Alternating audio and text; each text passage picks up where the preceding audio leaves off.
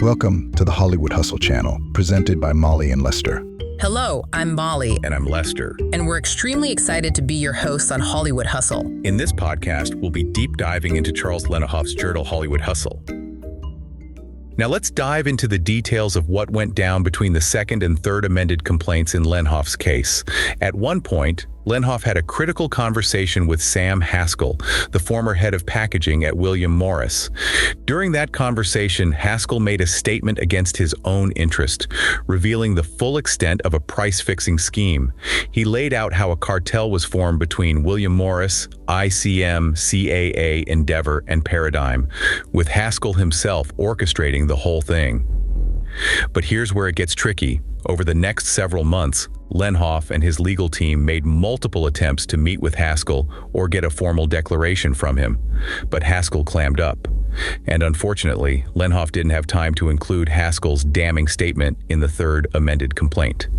After that complaint was dismissed, Lenhoff filed a motion to reconsider and provided the court with this direct evidence of the Uber agency cartel and its price-fixing scheme. The court, though, essentially said, "Sorry, Charlie, too little, too late," and tossed it out. Meanwhile, Lenhoff had already filed an appeal in federal court. But here's the catch. He didn't amend that appeal to include Haskell's statement, a technical misstep. And because of that, the appeals court couldn't consider the new evidence, not due to a statute of limitations issue, but simply because it wasn't filed properly. Now, shifting gears, let's look at the bigger picture.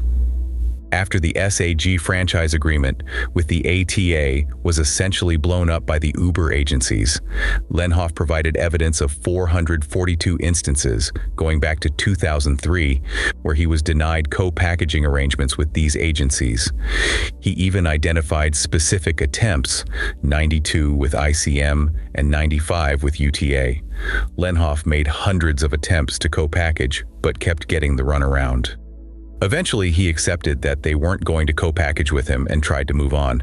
But things escalated when the Uber agency started aggressively targeting his agency, trying to dismantle it and steal his top clients. That's when Lenhoff drew the line and filed a federal antitrust suit against UTA and ICM. Since the Writers Guild of America successfully kicked the Uber agencies out of the packaging business, Lenhoff has faced criticism, mainly from people arguing that lower to mid-level writers can't get agents anymore. But Lenhoff stands firm in his belief that the market will correct itself. In his view, the strong will survive, and the cream will rise to the top. Ever feel like, you're going up against, this unbeatable giant? The system's totally rigged, Yeah. That's kind of what Charles Lenhoff faced in Hollywood. Right.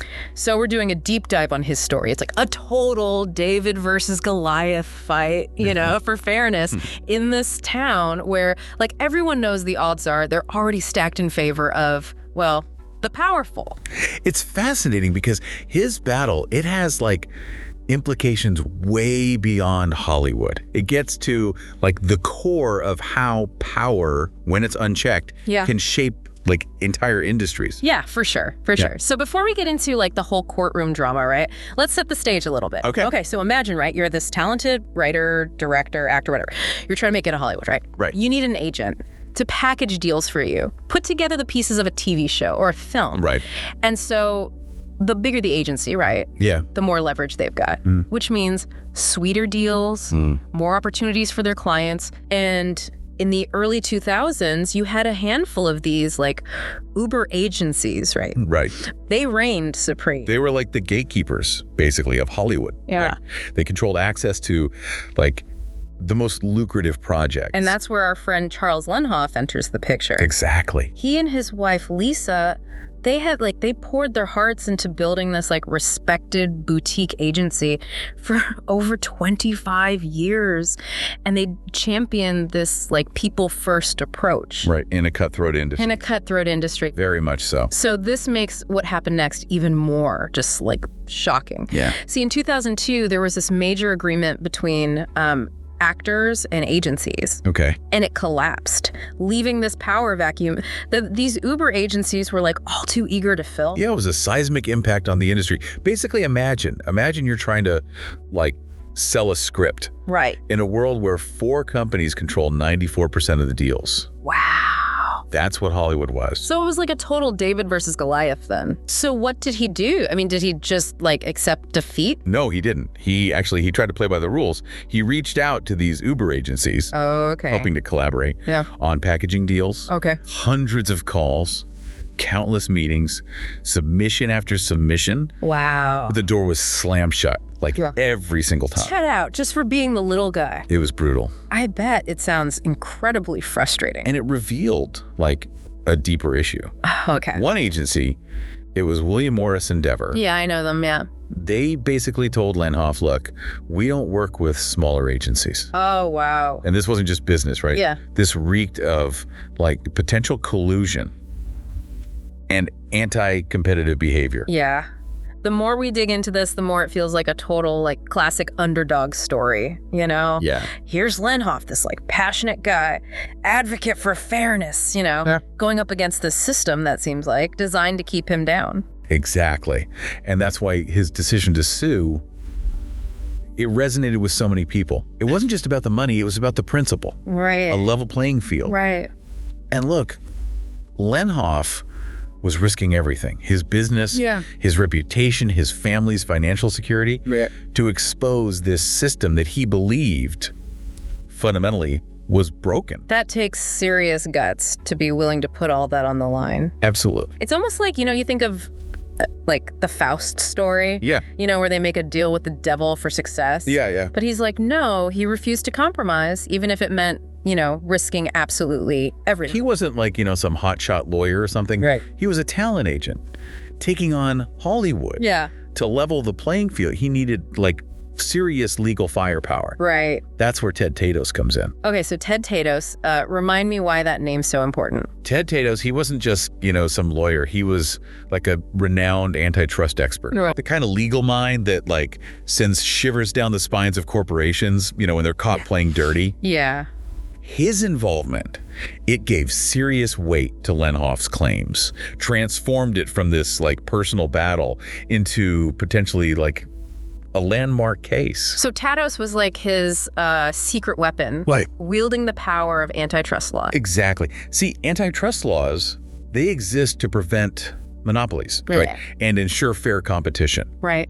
And these laws, they protect consumers. That's us, you know? Right. From things like price fixing, reduced choices, stifled innovation. Okay. Like imagine your favorite streaming services all of a sudden merge. Right. And then jack up the prices. Right.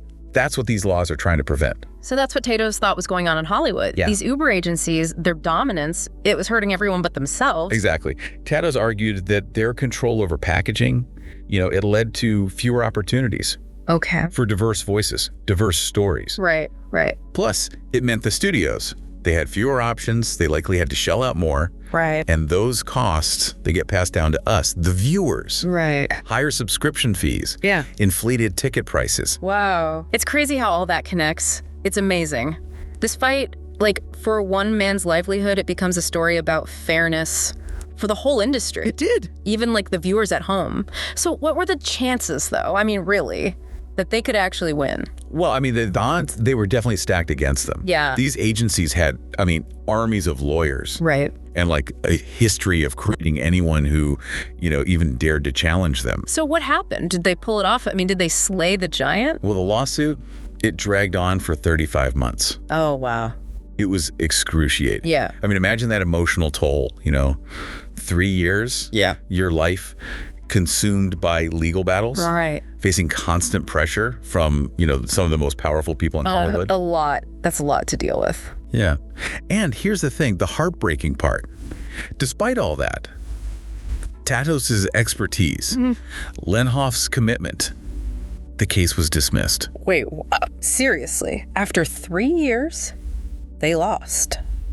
It wasn't because their arguments weren't right. It's just, it was dismissed on a technicality. You've got to be kidding me. A filing issue. Oh, no. Imagine running a marathon. Right. Yeah. You're pushing yourself to the limit. Yeah. And then you're told, sorry, you started a few steps too far forward. Are you serious? After all that, you've got to be kidding. It's like, what do you even do after that, you know? Yeah. To come so far and just like get knocked down by a technicality. Yeah. It's brutal. You would think that would just like crush anyone. Yeah. Yeah. Did he just give up? I mean, after that, I don't know. It was a blow, for sure. Yeah. But it's important to remember, like, this wasn't just about, one guy's fight. Right.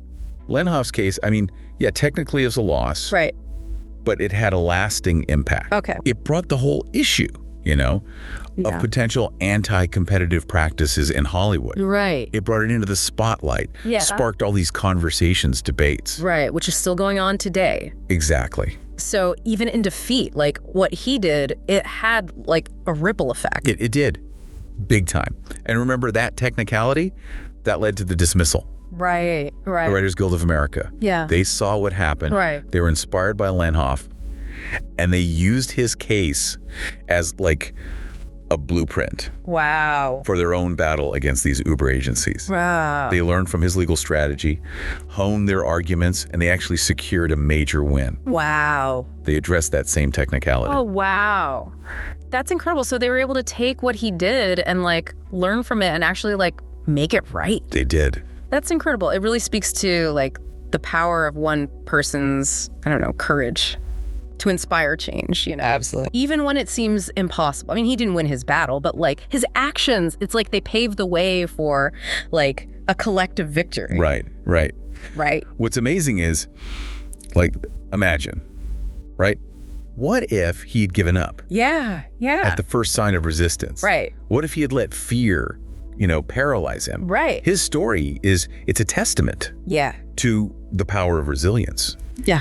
and the impact, like, we can all have when we just refuse, Yeah. to accept an unjust status quo. It's so easy to feel powerless, right? Yeah. When you're up against like these systems that are just like bigger than life, They are, it's true. whether it's at work, your community, even just like everyday stuff, Right.